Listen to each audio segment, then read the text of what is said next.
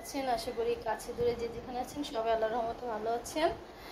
তো আজকে বিকেলের নাস্তায় আমি ছেলেকে বিফ বার্গার বানিয়ে দিব। এখানে কিছু মাংস কিমা করে নিয়েছি, আমি ব্লেন্ডারে করেছি, আপনি চাইলে শিলপাটাও করতে পারেন। আর এখানে কিছু পেঁয়াজ কুচি, শুকনো মরিচের কুচি আর একটু সাদা মরিচ নিয়েছি। এখানে আপনি কাঁচামরিচ কুচিও দিতে পারেন ইচ্ছা করলে।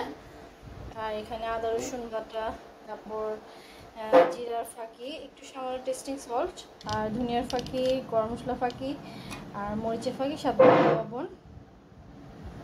আর এখন আমি একটু সয়া সস দিয়ে মাংস কিমাটা খুব সুন্দর করে মেখে নিব। তো আমি এখন সয়া সস দিয়ে দিলাম, তো সবগুলো আমি সুন্দর করে মেখে নিব।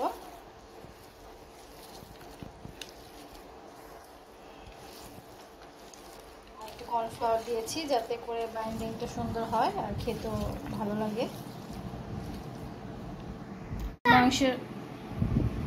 মাংস পেটি বানানোর জন্য, বার্গার পেটি বানানোর জন্য আর কিমাটা একদম রেডি।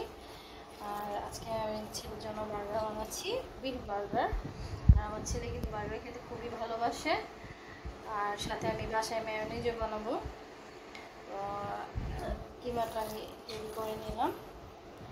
এখানে আমি একটা পেটি তৈরি করে নিয়েছি বার্গার বানানোর জন্য। আর বাকিটা আমি ডিপ ফ্রিজে রেখে দেবো, যখন খেতে ইচ্ছা করবে ছেলেকে বানিয়ে দিব। আমি এখন দু বোতলে ভেজে নিব। তো বার্গার বানানোর জন্য আমি গরু মাংসের পেটিগুলো ভাজতে দিয়ে দিলাম একদম ধিমি আছে। আমি পেটিগুলো ভেজে নিব। ছেলের জন্য কিছু ফ্রেঞ্চ ফ্রাই করতে দিয়েছি, আর বার্গারের সাথে তো বাচ্চারা ফ্রেঞ্চ ফ্রাই খুবই পছন্দ করে, এই জন্য একটু ফ্রেঞ্চ ফ্রাই করলাম। সেম প্রসেসিংয়ে আমি আরও একটি বার্গার রেডি করে নিলাম। আর যেহেতু এটা আমি খাবো, তো এই জন্য এখানে পেঁয়াজ কুচি দিয়েছি। তৈরি হয়ে গেছে বিফ বার্গার, সাথে বাচ্চাদের পছন্দের ফ্রেঞ্চ ফ্রাই। যদি আমি চিকেন যে ভাজি সেই তেলে ফ্রেঞ্চ ফ্রাইটা করেছি দেখে কালারটা একটু অন্যরকম এসেছে।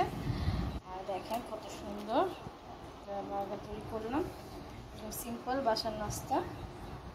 যদি আমার ভিডিওটা আপনাদের ভালো লাগে তাহলে প্লিজ কষ্ট করে একটি লাইক দিয়ে দিবেন। আর যারা চ্যানেলটি সাবস্ক্রাইব করেছেন তাদের সবাইকে জানাচ্ছি অসংখ্য ধন্যবাদ। সবাই ভালো থাকবেন, আল্লাহ হাফেজ।